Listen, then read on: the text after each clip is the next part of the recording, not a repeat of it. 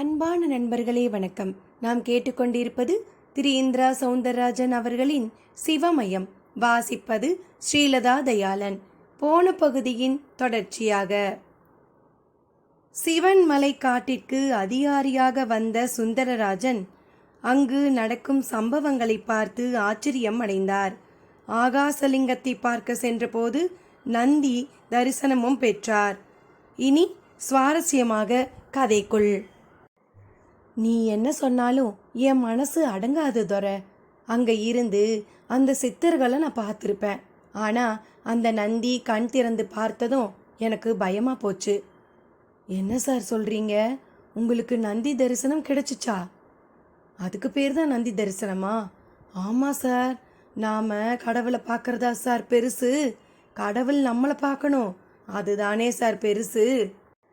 அதுவும் சரிதான். அந்த சித்தர்களை பார்க்காட்டியும் குடிசையில் இருக்கிற சித்தரை போய் நாளைக்கு பார்க்க போகிறேன். அவர்கிட்ட நான் நிறைய பேச வேண்டியிருக்கு. சரி சார், போய் படுங்க. பொழுது விடியட்டும், மிச்ச விஷயத்தை பிறகு பேசிக்கலாம். துரை அவரை உறங்க சொல்லிவிட்டு தானும் விலகி நடந்தான். ஆனால் சுந்தரராஜனுக்கு தூக்கமே வரவில்லை. டைரி எழுதும் பழக்கமுள்ள அவர் அன்றைய தினம் தனக்கு நேரிட்ட அத்தனை அனுபவத்தையும் டைரியில் விலாவரியாக எழுதத் தொடங்கினார். பொலபொலவென்று விடிந்து விட்டது பொழுது. லிங்கப்பட்டி மேல் மட்டும் பனிப்பொழிவு அகலவில்லை. மலை மேல் தவழ்ந்த பனித்துளி அவ்வளவும் யாரோ ஒருவர் ஊதிவிட்டது போல் அப்படியே லிங்கப்பட்டி மேல் வந்து கவிழ்ந்தது போல் மூடிக்கொண்டது. அந்த பனிப்பொழிவுக்கு நடுவில் ஒரு அம்பாசிடர் கார் ஹெட்லைட் வெளிச்சத்தின் உதவியோடு ஊருக்குள் நுழைந்திருந்தது. ஊருக்கு ஒதுக்குப்புறத்தில் அமைந்திருந்த சேரி பகுதியில் ஒரு மூங்கில் குடிசை முன் அந்த கார் தேங்கி நின்றது. காரில் இருந்து ஒரு வடநாட்டு சேட்டும் கோட் ஷூட் போட்ட மனிதர் ஒருவரும் இறங்கினர். கூடவே தடியாக 2 அடியாட்கள். ஒருவன் கையில் நாட்டு துப்பாக்கி இருந்தது. கார் டிக்கியில் புள்ளிமான் ஒன்று வேட்டையாடப்பட்டு பிணமாக கிடந்தது. டிக்கியை திறந்து இறந்து கிடந்த மானை தூக்கி தோள்மேல் போட்டுக்கொண்ட அடியாட்களில் ஒருவன் அந்த குடிசை கதவு முன்னால் போய் நின்று, இருளப்பா என்றான் பலமாக. கதவு திறந்து கொள்ள கதவுக்கு பின்னால் அவன் கூப்பிட்டு இருளப்பன் என்பவன் 50 வயது தேகம். ஆனால் கண்களில் நல்ல கூர்மை. சாமி, நீங்களா என்றான் பதட்டமாக. நானேதான். முதல்ல இந்த மான் உடம்ப பிடி, உள்ள கொண்டு போய் போடு என்று மானை அவன் மீது தூக்கி போட்டான். அவனும் திருப்பி உள்ளே சென்று மானை கெடுத்துவிட்டு வெளியே வந்தான். சேட்டையும் கோட் ஷூட் மனிதரையும் பார்த்து நெளிந்தான். சேட் முகத்தில் கோபம் தெரிந்தது. அப்படி பார்க்காதீங்க சேட்டு. அந்த பாம்பு முன்ன மாதிரியெல்லாம் வெளியே வர்றதே இல்லை. வந்தா விடுவேனா? அவனிடம் கெஞ்சல். இந்த சால்ஜாப்பெல்லாம் என்கிட்ட வேணாம். உன்னால் முடியாதுன்னா சொல்லிடு, நான் வேற பாம்பாட்டியே பார்த்துக்கிறேன். ஐயோ சேட், உங்ககிட்ட கை நீட்டி பணம் வாங்கிட்டேன். நான் நிச்சயம் நல்லபடியாக முடிச்சு தரேன். சரி, இன்னும் எவ்வளோ நாள் ஆகும்? இந்த வாரம் தாங்க. இன்னும் நானும் ஒரு 3 பேரும் சேர்ந்து எப்படியும் அந்த இச்சாதாரியை பிடிச்சிடுவோம்.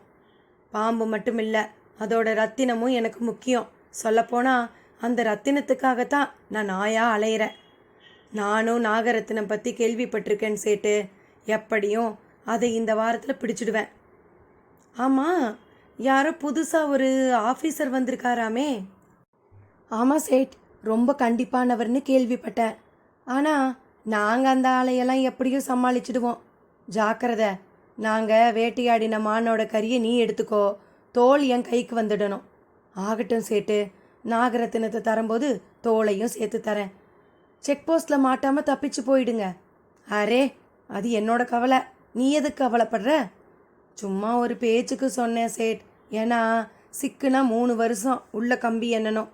இப்பெல்லாம் காட்டுக்குள்ளே ஒரு ஓனானை கூட அடிக்க முடியலை. சட்டம் அப்படி இருக்குது. சரி, புலம்பாமல் வேலையை கச்சிதமாக முடி. நாங்கள் வர்றோம்.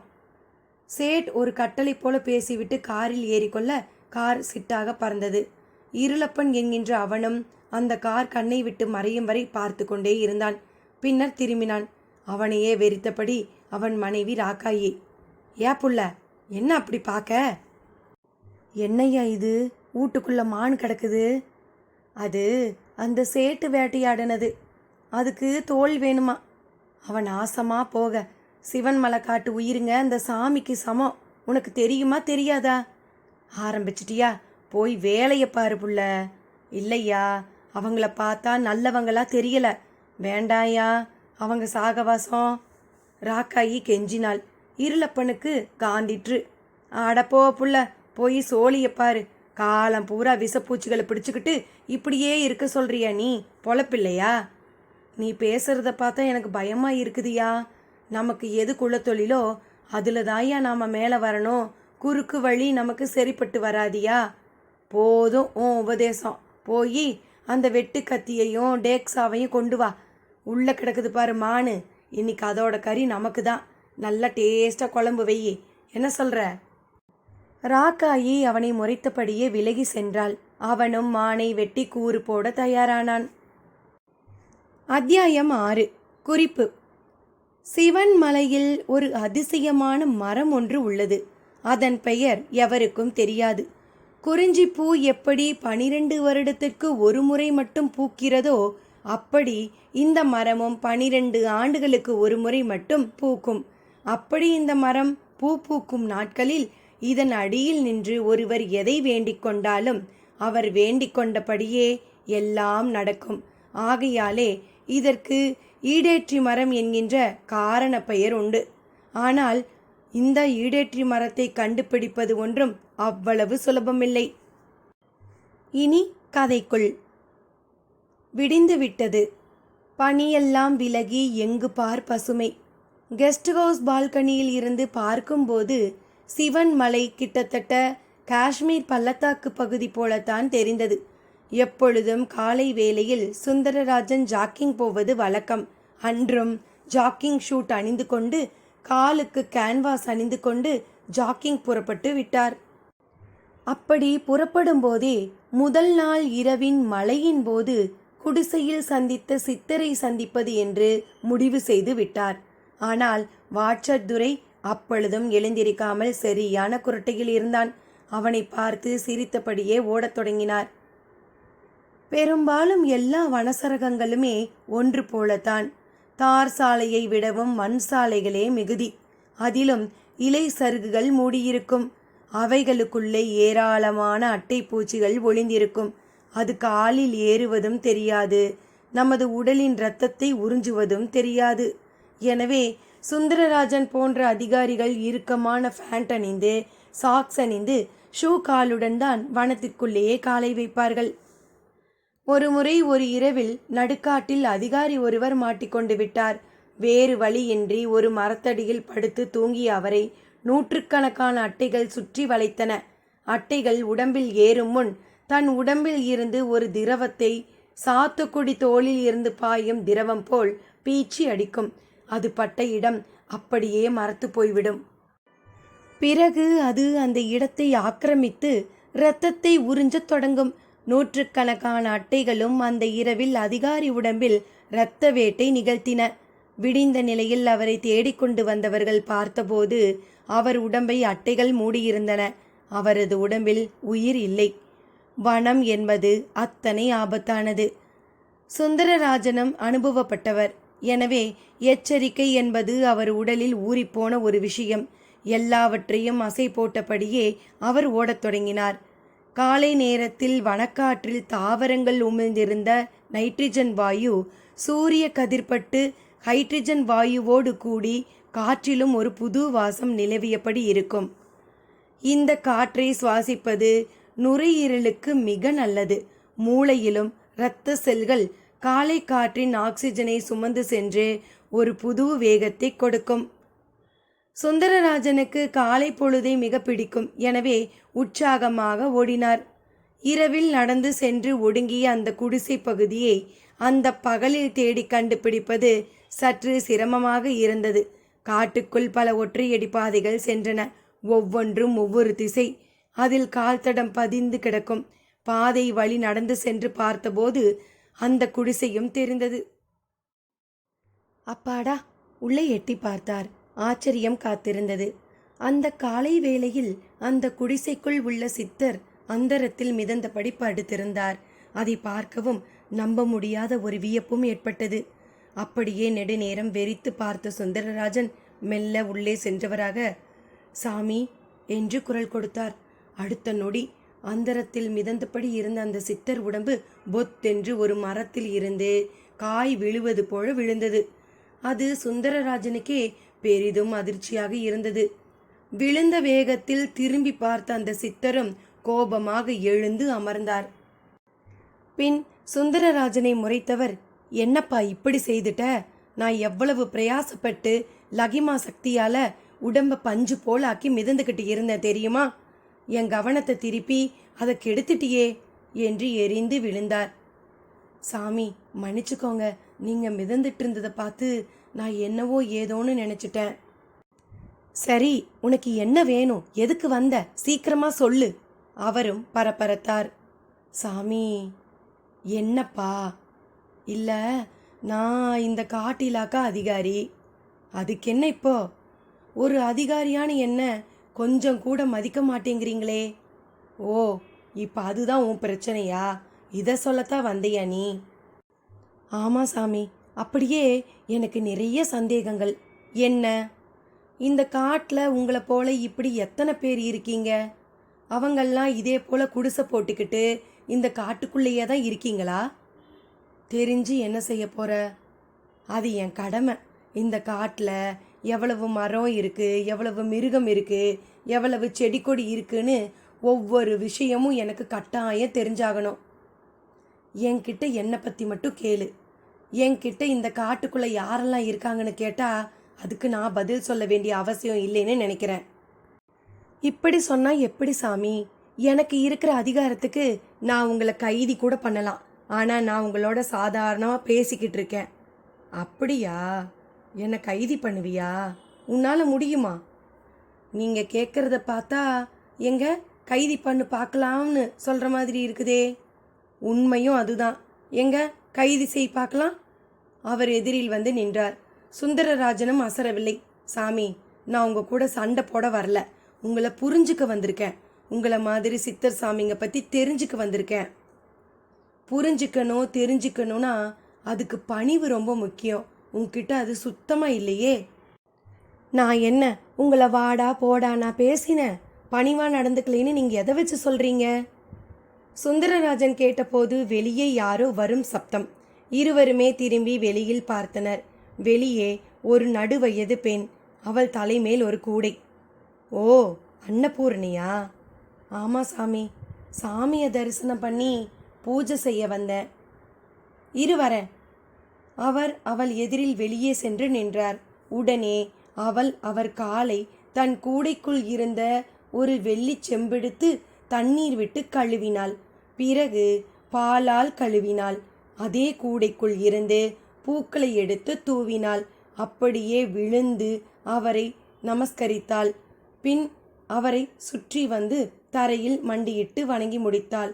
அவரும் அவளது தலையை வருடி ஆசீர்வாதம் செய்தார்.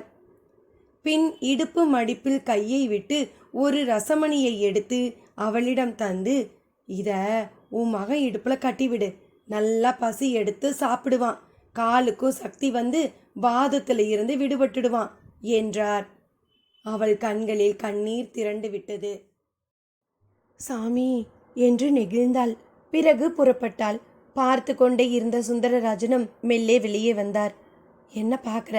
பணிவுனா இதுதான் பணிவு. உன்கிட்ட நான் பார்க்கறது பணிவு இல்லை, அது ஒரு வித சூது என்று சுந்தரராஜனை ஒரு இடி இடித்தார். சாமி, மனுஷனுக்கு மனுஷன் எல்லாரும் சமம்னு நினைக்கிறவன் நான். நம்ம படைச்ச கடவுளை நாம் எவ்வளவு வேணா பயந்து கும்பிட்டுக்கலாம். ஆனால் மனுஷனுக்கு மனுஷன் ஏன் சாமி பயந்து ஒருத்தர் காலில் ஒருத்தர் விழணும்? அப்போ நீ உன் அப்பா அம்மா காலில் விழறத கேவலமாக நினைக்கிறேன்னு சொல்லு. என்ன சாமி நீங்கள்? பெத்தவங்க வேற, மற்றவங்க வேற. நான் மற்றவங்கள சொல்கிறேன். சரி, உன் கூட பேசுறது எனக்கு தான் கால விரயம். இந்த நேரம் நான் சுவாச பயிற்சியை முடிச்சிருப்பேன் என்றபடி அந்த சித்தர் சுந்தரராஜனை நீக்க முயன்றார். நில்லுங்க, என்னை திரும்ப திரும்ப இப்படி அலட்சியம் செய்யாதீங்க. அலட்சியங்கிறதே எங்களுக்கு ஆகாது தம்பி. உன் செயல், உன் பேச்சு இதுதான் என்னை உன்னை விட்டு தள்ளி விடுது. இந்த காட்டுக்குள்ளே இருக்கிற உயிருக்கு இந்த பூமியில் வாழ நாள் ஒன்றும் அதிகம் இல்லை. 150 வருஷமோ இல்லை 200 வருஷமோ இதுக்குள்ளே படித்து முடித்து இந்த மாய வாழ்க்கை பற்றி தெரிஞ்சுக்கிட்டாகணும். திரும்பவும் பிறக்காம இருக்கிற வழிமுறைகளையும் தெரிஞ்சுக்கணும். எனக்கு இருக்கிற காலமே மிக குறைவு.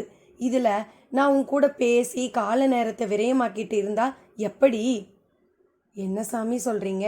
ஒரு மனுஷனோட ஆயுளுங்கிறது அதிகபட்சம் 100 வருஷம்தானே. நீங்கள் 150 200ன்னு எப்படி சாமி? புரியலையே. அது உன்னை போல லௌகீக வாழ்க்கை வாழற ஆசாபாசம் உள்ளவங்களுக்கு. சித்த உலகத்துக்கு இல்லை. உப்பு புளி காரம் இனிப்பு துவர்ப்பு கசப்புன்னு அறுசுவைகளால் உடம்பை ஒரு வழி பண்ணிடுறீங்க.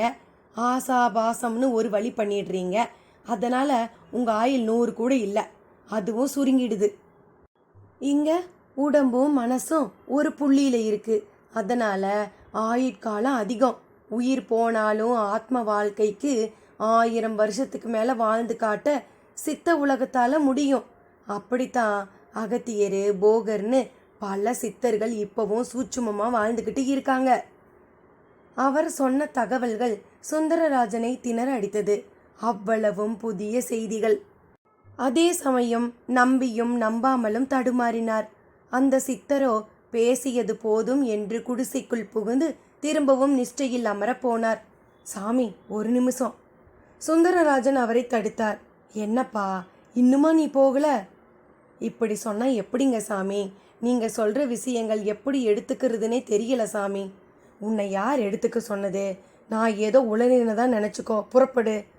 இல்லை, அப்படியும் நினைக்க முடியல. இப்போ என்னதான் பண்ண சொல்கிற? எனக்கு ஒரு குறை இருக்குது, அதை தீர்க்க வழி சொல்லுங்க. அது தீர்த்துட்டா நான் நீங்கள் சொல்கிறதெல்லாம் கேட்குறேன். நீ எதுக்கு நான் சொல்கிறபடி கேட்கணும்? நான் அரசன் இல்லை. எனக்கு என் பேச்சை கேட்குற அடிமைகள் தேவையும் இல்லை. நான் ஆண்டி. எனக்கு ஏன் வழி நடக்க விரும்புகிற சிஷ்யர்கள் கூட இருக்கணும்னு நான் விருப்பமே படுறதில்ல. நீ போகலாம். சாமி, எது சொன்னாலும் இப்படி அதுக்கு புதிராக பதில் சொன்னால் எப்படிங்க? இதோ பாரு, நீ ரொம்ப சராசரி மனுஷனாத்தான் இந்த நொடி வரை என்கிட்ட நடந்துக்கிற. உனக்கு ஒன்று வேணும்னா முதல்ல அது சம்பந்தமாக நம்பிக்கையும் பணிவும் முக்கியம். அதை விட்டு அதிகாரத்தில் நின்றுக்கிட்டு என்னை எடப்போட முயற்சி செய்யாத. உனக்கு அது எதிராகத்தான் முடியும். சரி சாமி, நான் உங்களை நம்பி உங்ககிட்ட பணிவாக ஒரு விஷயம் கேட்குறேன். சொல்லுங்கள் சாமி. என்ன? எனக்கு 3 பெண் குழந்தைங்க. பெரியவளுக்கு 10 வயசு, அடுத்தவளுக்கு 8 வயசு, மூன்றாவதவளுக்கு 5 வயசு. இப்போ என் மனைவி கர்ப்பமாக இருக்கா. எனக்கு ஒரு ஆண் குழந்தை வேணுங்கிறது விருப்பம். என் மனைவியும் எங்களுக்கு கொல்லி போட ஒரு ஆண் குழந்தை வேணும்னு விரும்புகிறா. இப்போ பிறக்கிற குழந்தையாவது எனக்கு ஆண் குழந்தையா பிறக்குமா சாமி? சுந்தரராஜன் ஒரு வழியாக திக்கி திணறி கேட்க நினைத்ததை கேட்டு முடித்தார். அந்த சித்தர் முகத்தில் ஒரு புன்சிரிப்பு. அப்படியே வலது கையை நீட்டச் சொன்னார்.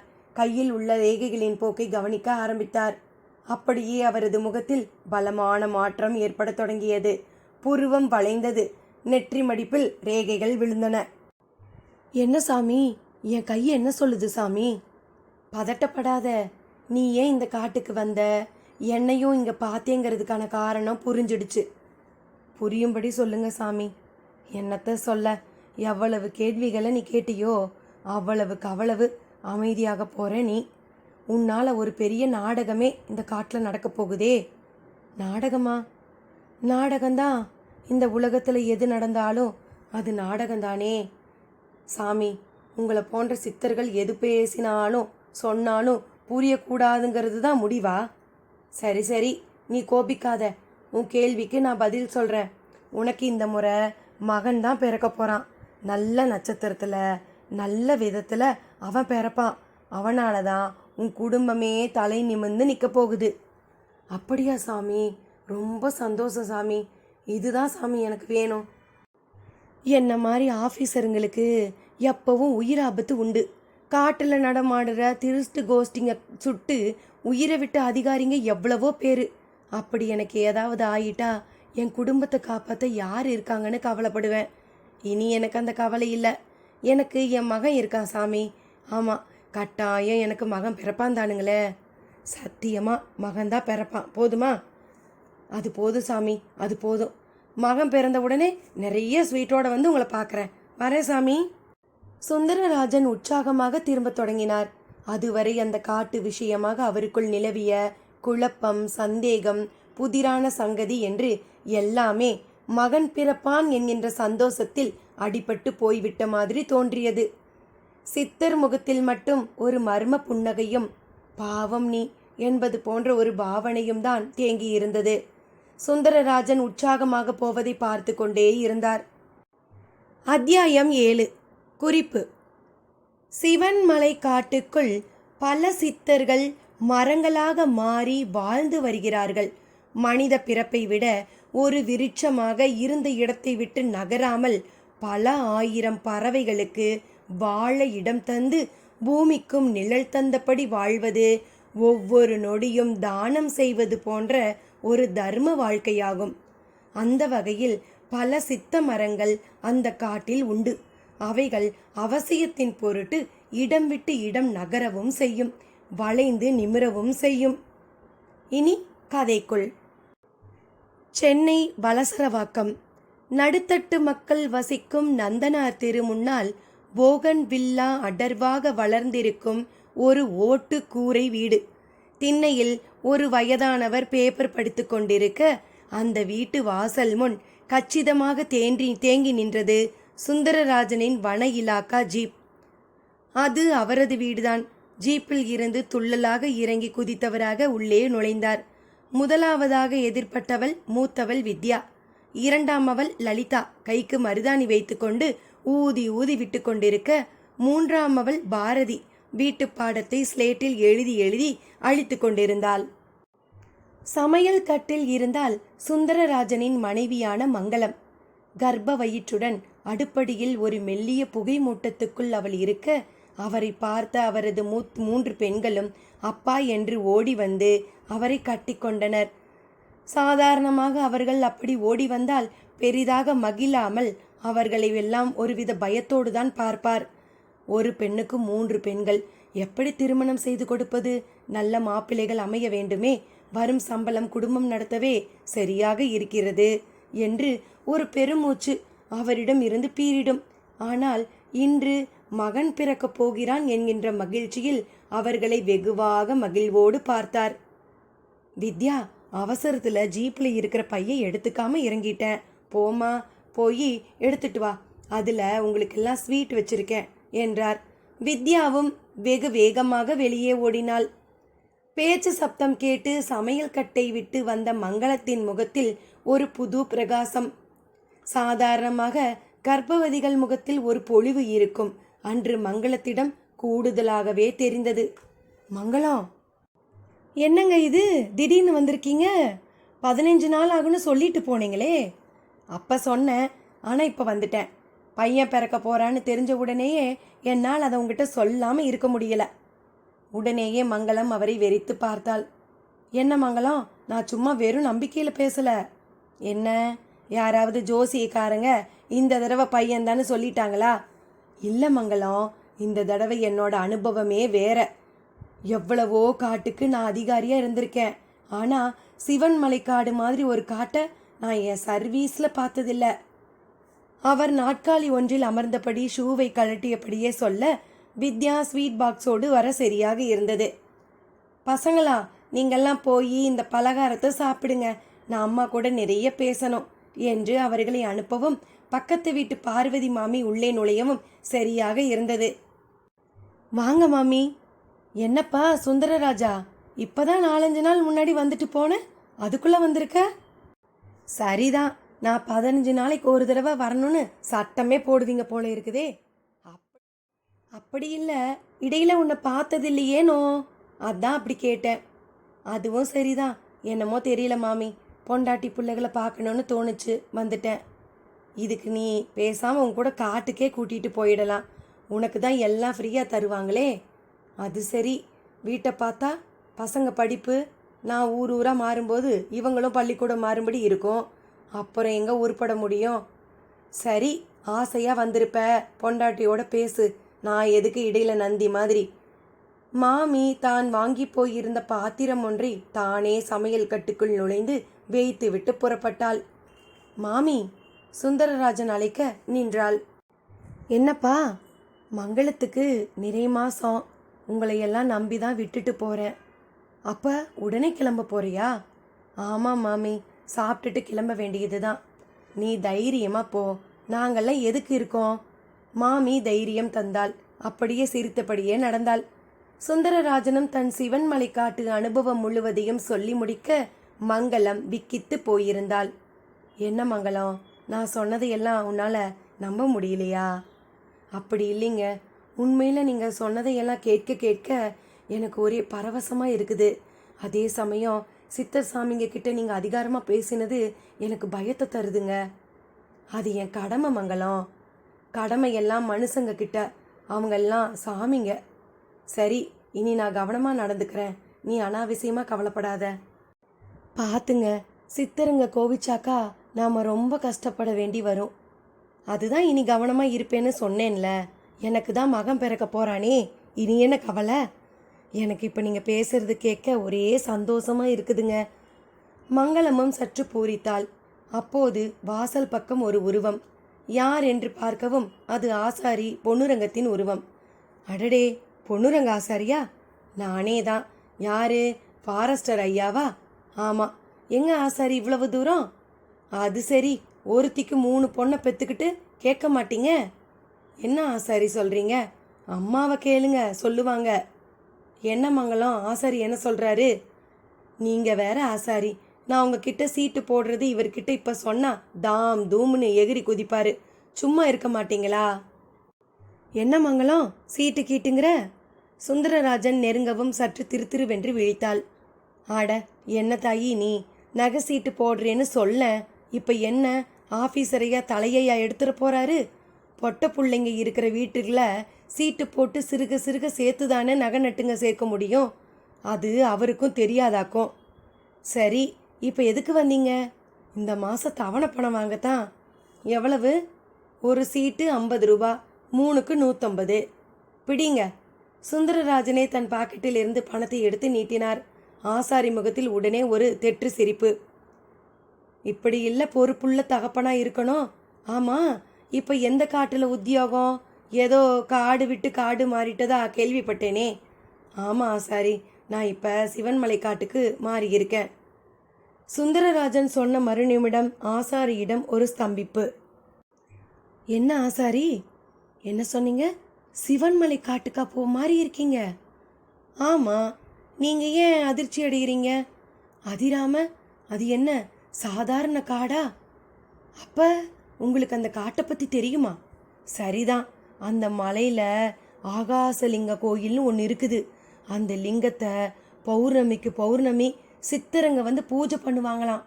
கேள்விப்பட்டிருக்கீங்களா? அது சரி, கேள்வி என்ன படுறது, நேர்லேயே அந்த காட்சியை நான் பார்த்துட்டேன். என்கிட்ட போய் சொல்கிறீங்களே.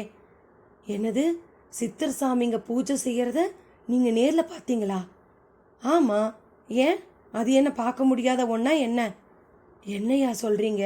இப்படி நில்லுங்க, உங்கள் காலில் நான் விழறேன்.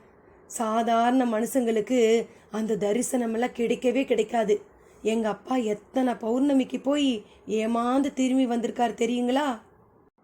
அப்படித்தான் என்னோட வாட்ஸ்அப் துரை கூட சொன்னான். ஆனால் எனக்கு கிடைச்சது அவ்வளவு. ஏன், நந்தி கண்ணு முழிச்சே என்னை பார்த்துச்சே. சுந்தரராஜன் பேச்சோடு பேச்சாக சொன்ன அந்த தகவல் ஆசாரியை ஒரு உலுக்கு உலுக்கி விட்டது. நந்தி பார்வை உங்க மேலே பட்டுச்சுன்னா? அப்பாடி, நிஜமாவா? சத்தியமா, பிறக்க போகிற என் மகன் மேலே சத்தியம். மகன் பிறக்க போகிறதா உங்களுக்கு யார் சொன்னா? ஒரு சித்தர் தான்.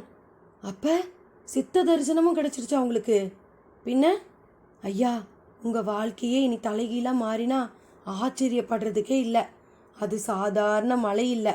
அந்த மலையில் அல்பமாக தங்கம் பண்ண தெரிஞ்ச சித்தருங்க நிறையவே இருக்காங்க. ஒரு தேர்ந்த சித்தர் எச்சில் துப்பினா அது கூட ரசவாதம் பண்ணி மண்ணையே தங்கமாக மாற்றும் தெரியுமா? ஆசாரி தன் பேச்சில் ரசவாதம் பற்றி தொட்டது சுந்தரராஜனை உசுப்பி விட்டது.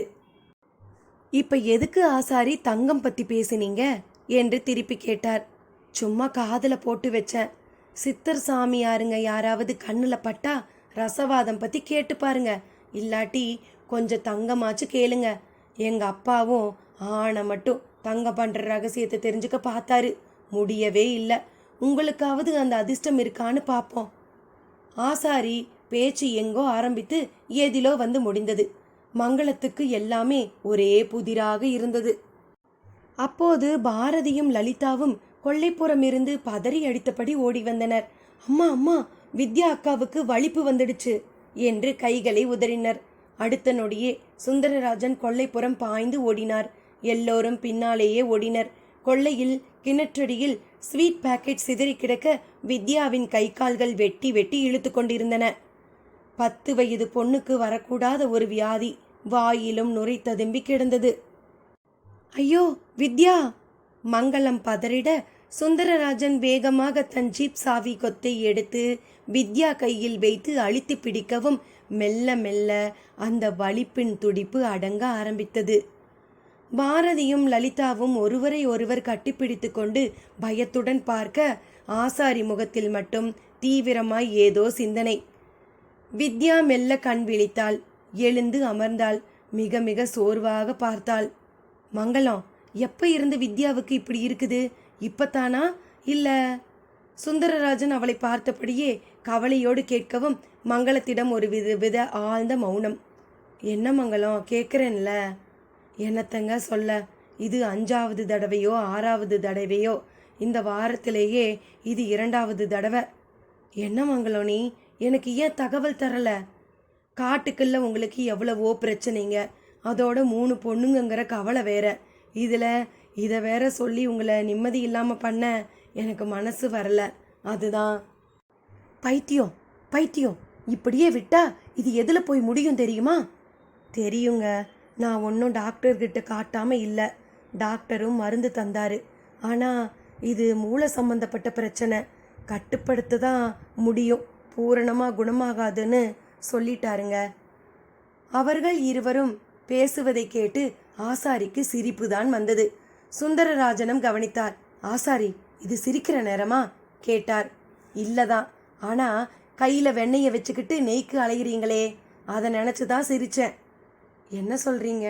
வலிப்புங்கிறது ஒரு பாவப்பட்ட வியாதி. இங்கிலீஷ் மருத்துவத்தில் இதுக்கு எனக்கு தெரிஞ்ச மருந்தே கிடையாது. ஆனால் டாக்டருங்க ஒத்துக்க மாட்டாங்க. அதே சமயம் சித்த வைத்தியத்தில் இருந்து மருந்து உண்டு. அதுவும் சிவன்மலை காட்டு சித்தருங்க நினச்சா ஒரு குளிகையோ சூரணமோ கொடுத்து 10 நிமிஷத்தில் குணப்படுத்திடுவாங்க. ஆசாரி எடுத்து கொடுத்தார்.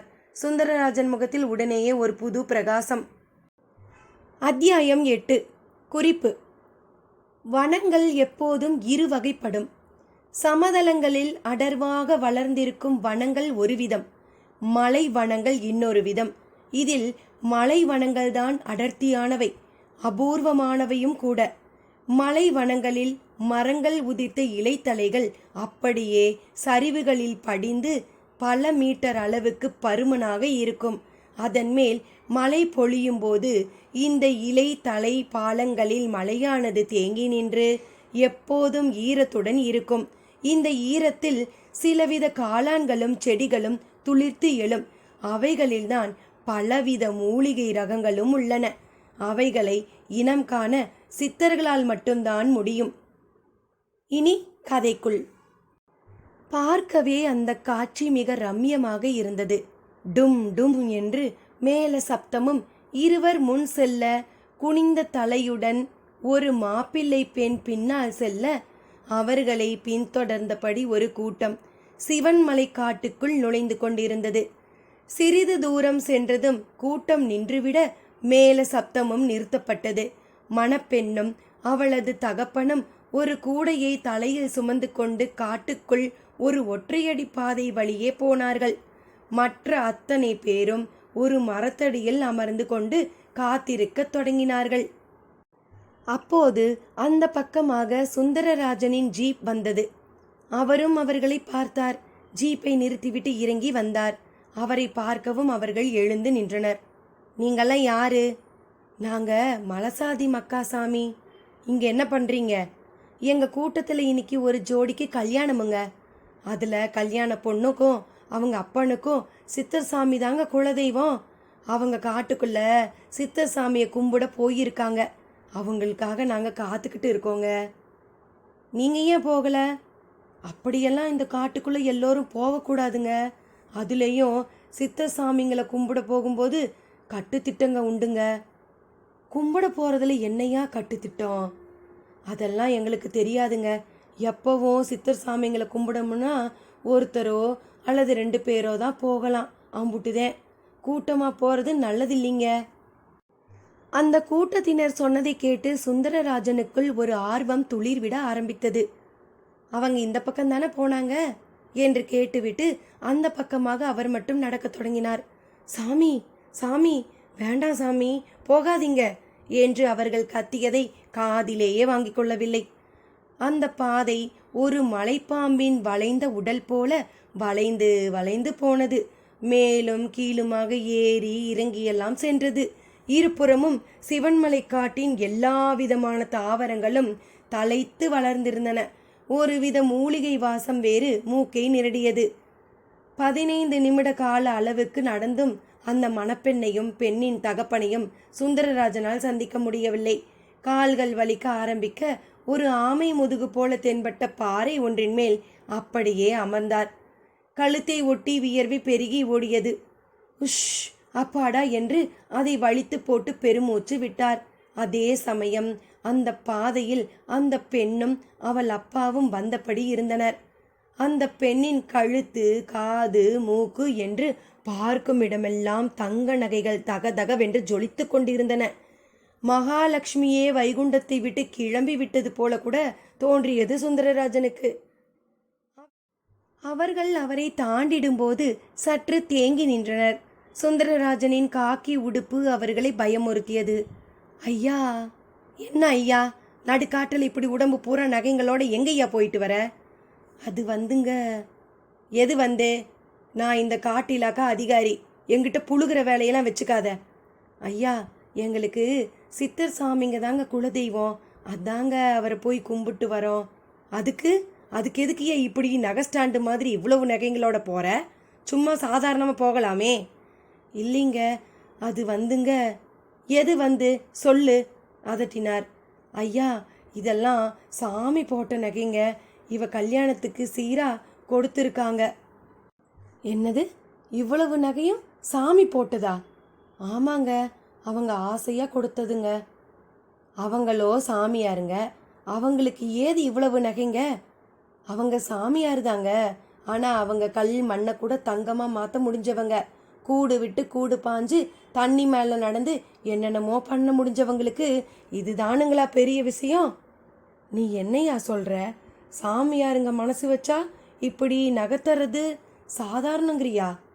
ஆமாங்க, இதை கூட நாங்கள்லாம் கேட்கலீங்க, சாமி தான் ஆசையை கொடுத்தாருங்க. அப்பன்காரன் சொல்லவும் சுந்தரராஜன் பார்வை ஒரு தடவை அந்த பெண் மேல் ஒரு ஓட்டம் ஓடியது.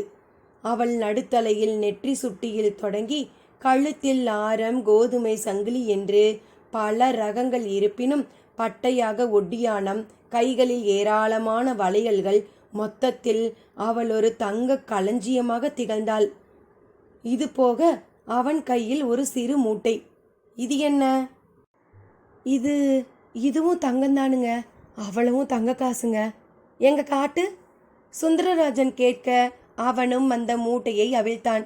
தங்க காசுகள் பலபலவென்று கண்களை பறித்தன. கிட்டத்தட்ட 100 காசுகளுக்கு மேல் இருந்தன. சுந்தரராஜன் அதில் சில காசுகளை எடுத்து கணம் பார்த்தார். ஐயா, அந்த காசுகளை நீங்களே வச்சுக்கோங்க, எங்களை போக விடுங்க, நாங்க போகணும் என்றான் அப்பன்காரன். இரியா. ஆமா, அந்த சித்தர் இப்ப எங்க இருக்காரு? அவர் அப்பவே போயிட்டாருங்கய்யா. நான் அவரை பார்க்கணும், எனக்கு அவரை காட்டிட்டு போ. ஐயா, அப்படியெல்லாம் காட்ட முடிஞ்சவர் இல்லைங்க அவரு. பயபக்தியோட போனா அவரா எதிரில் வருவார், இல்லாட்டி எவ்வளவு முயற்சி செய்தாலும் பார்க்க முடியாதுங்க. சரி, அதே பயபக்தியோடு என் கூட வா, அவரை காட்டு, நான் பார்த்தே தீரணும்.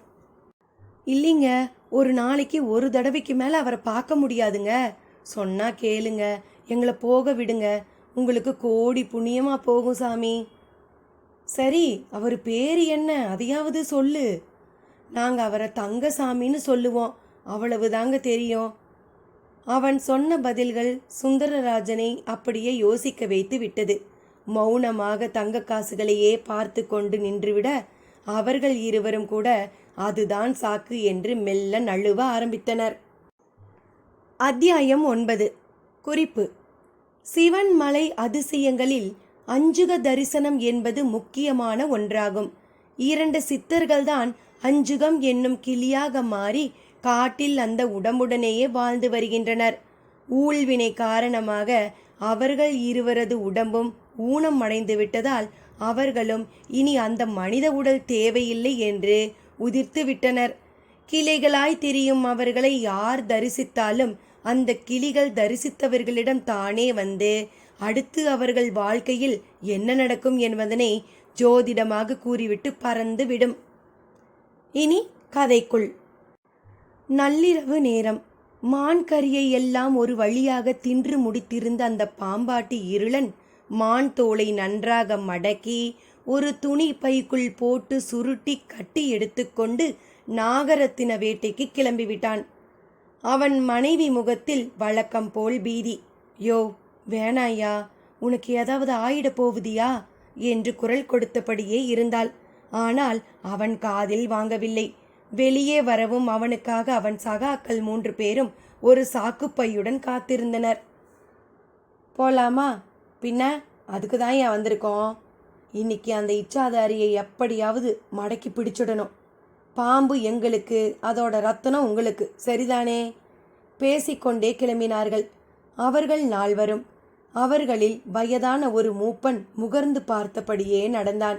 ஒரு இடத்தில் நின்று ஒரு மரப்பொந்தை காட்டி, அண்ணாத்த உள்ளார இருக்காப்பட என்றான். அடுத்த நொடி கூட வந்தவர்களில் ஒருவன் ஒரு சிறு காகிதத்தை கொளுத்தி உள்ளே போடவும் உள்ளிருந்து சரசரவென்று 2 நாகங்கள் சீறிக்கொண்டு மரப்பொந்தை விட்டு வெளியில் ஓடி வந்தன. வந்த வேகத்தில் அவை 2ம் அந்த கிழட்டு மூப்பன் கையில் சிக்கி சாக்கு பைக்குள்ளும் அடங்கின. அப்படியே அவர்கள் தொடர்ந்து நடந்தனர். 3ஆம் நாள் தேய்ந்த நிலவு வழிகாட்டியபடியே இருந்தது. ஆகாசலிங்க சந்நிதி. அந்த இரவு வேளையில் தோளில் ஒரு குடுவையுடன் ஒரு சித்தர் சந்நிதி மேட்டில் ஏறியபடி இருந்தார். ஆகாசலிங்கத்தை அடைந்தவர் குடுவையில் தான் கொண்டு வந்திருந்த தேனையெல்லாம் கொட்டி ஆகாசலிங்கத்துக்கு அபிஷேகம் செய்தார். பின் மண்டியிட்டு நெற்றியானது தரையில் பட குனிந்தார். அடுத்த வினாடி அவர் ஒரு சர்ப்பமாக மாறினார். அதன்பின் அந்த சர்ப்பம் ஆகாசலிங்கத்தை பிரதட்சணமாக வர தொடங்கியது. ஒரு முறையல்ல, 48 முறை. பின் பழையபடி சித்த வடிவம் எடுத்து அவர் மீண்டும் கீழிறங்கத் தொடங்கினார். கீழே வந்தவர் எதிரில் மலர்ந்த புன்னகை முகத்துடன் ஒரு சித்த புருஷர். அவரை பார்க்கவும் பாம்பாய் மாறி ஆகாசலிங்கத்தை வணங்கிய சித்தர் புன்னகை சிந்தினார். என்ன நாகசித்தா, இன்னைக்கு பஞ்சமி, அபிஷேகம் செய்ய வந்தையா? ஆமா சொர்ண சித்தரே, வழிபாடு முடிஞ்சது, என் குடிலுக்கு போயிட்டு இருக்கேன்.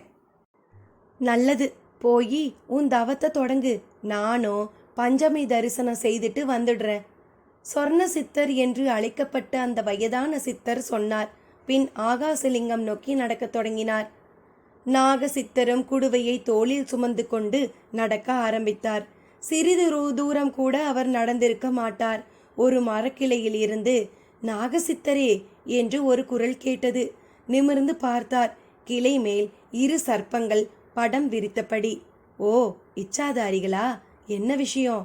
நாகசித்தரும் கேட்டார். இருங்க வரோம்.